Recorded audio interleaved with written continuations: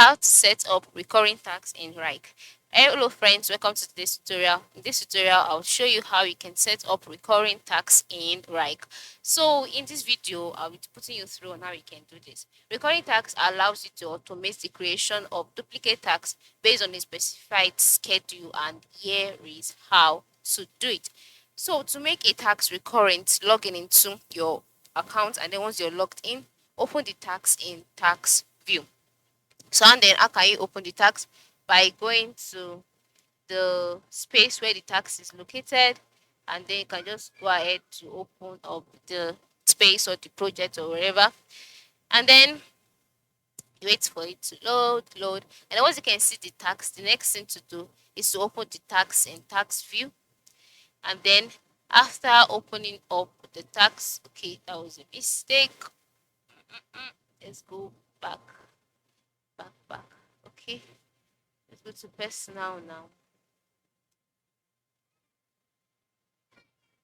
Yes, so once you can see the tax, the next thing to do is to ensure that you open the tax in a tax view. So just click on open, and then you wait for the page to load, wait for the tax to load.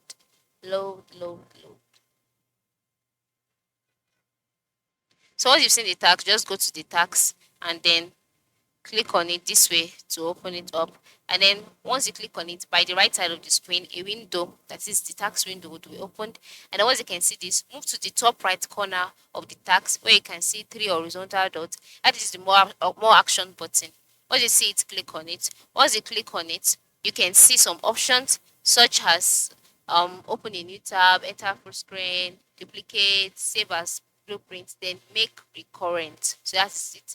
Just click on make recurrent, and after clicking on make recurrent, a box will be displayed. In this box, title is recurrent, and then you have to set the frequency. Set it to daily. How often do you want the tax to be recurrent? Do you want it to be daily? Do you want it to be weekly? Then if it's weekly, you have to select the days of the week where you want it to appear.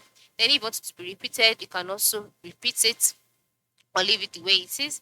Then you can now add assignee to it. All right, you can add importance, you can share it, you can create upfront. Just play around this, and then once you're done getting what you want, click on save, and just like that, that particular tax would be recurrent. You can see that making tax recurrent in Wrike is very simple, so ensure you try it out. All right, thanks for watching and have a good day.